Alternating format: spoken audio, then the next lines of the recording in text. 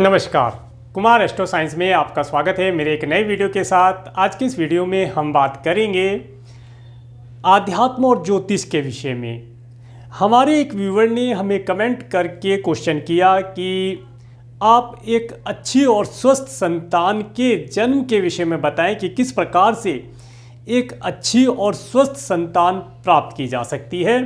तो उनका कमेंट लेते हुए मैं उनके माध्यम से आप सभी लोगों को इस विषय के बारे में बताने का प्रयास करूंगा।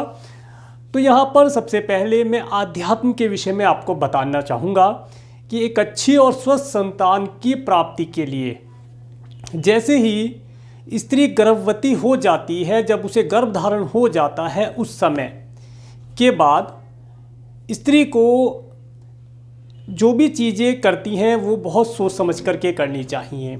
जैसे कि बच्चा जो है अपनी माँ के गर्भ में जब तक रहता है तब तक वह अपनी माता के माध्यम से इस संसार को, इस दुनियादारी को समझने देखने का प्रयास करता है। वह अपनी माता के कानों से बाहर की आवाज़ों को सुन कर के उन्हें समझने का प्रयास करता है। इसके साथ साथ अपनी माता की आँखों के द्वारा ही वह बाहर की दुनिया को देखकर समझने का, या उसे ये कहें कि थोड़ा सा इमेजिन करने का प्रयास करता है।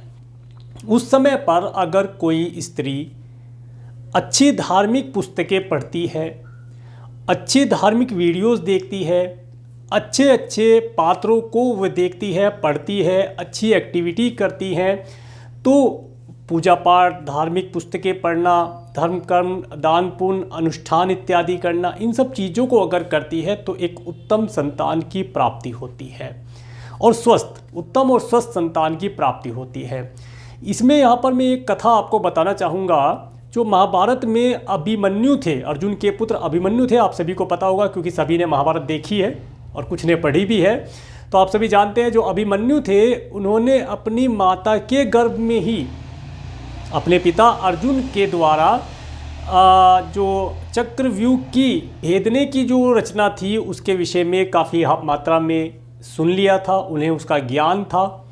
इसीलिए अभिमन्यु महाभारत के युद्ध में चक्रव्यूह का भेदन करने में सक्षम तो रहे, परंतु जहाँ पर चक्रव्यूह का भेदन पूर्ण होने वाला था वहाँ पर उनकी माता को निंद्रा आ गई, जिसकी वजह से अभिमन्यु वो स्टोरी आगे की नहीं सुन पाए, या वो जो प्लानिंग होती है वो नहीं सुन पाए कि किस प्रकार से चक्रव्यूह को पूर्ण रूप से भेदा जाए। तो आपने इस स्टोरी के माध्यम से आप ये देखें कि जब बच्चा माता के गर्भ में होता है तो उसकी माता ने जो चीज़ें सीखी, देखी, पढ़ी, लिखी, उनका सबका जो रिकॉर्ड है वो बच्चे के मन मस्तिष्क में कहीं ना कहीं जाकर के सेव हो जाता है। और जीवन के किसी न किसी पहलू में, जीवन की किसी न किसी परिस्थिति में वही ज्ञान, ये प्रारंभिक ज्ञान भी कह सकते हैं, जो माता के गर्भ में ही बच्चे को प्राप्त होता है, वही ज्ञान बच्चे को निकलने के लिए मार्ग प्रशस्त करता है।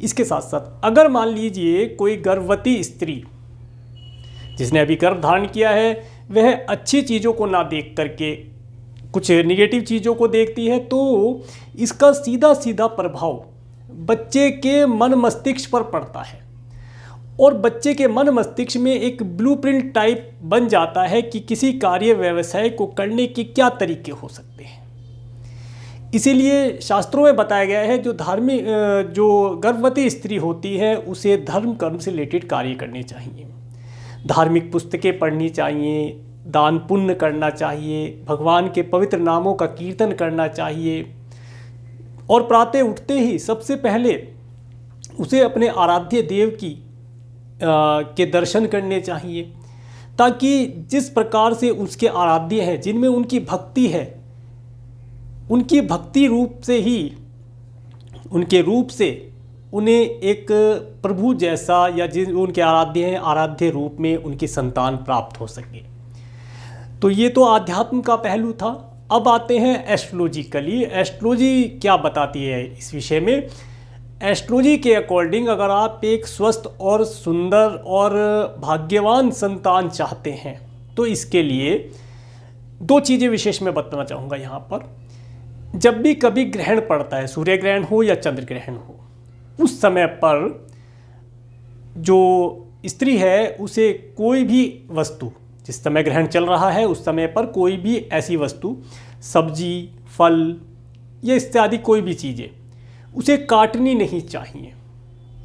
काफ़ी हद तक ये देखा गया है, अगर कोई स्त्री ग्रहण के दौरान, गर्भवती स्त्री ग्रहण के दौरान कोई फल काटती है, सब्जी काटती है या नाखून काटती है, बाल काटती है या बालों को झाड़न लगाती है, इस प्रकार की कोई एक्टिविटी करती है तो बच्चे का स्वास्थ्य खराब होने के चांसेस बनते हैं। इसके साथ साथ बच्चे की जो बनावट है उसके अंदर भी कुछ ना कुछ चेंजिंग आ जाते हैं।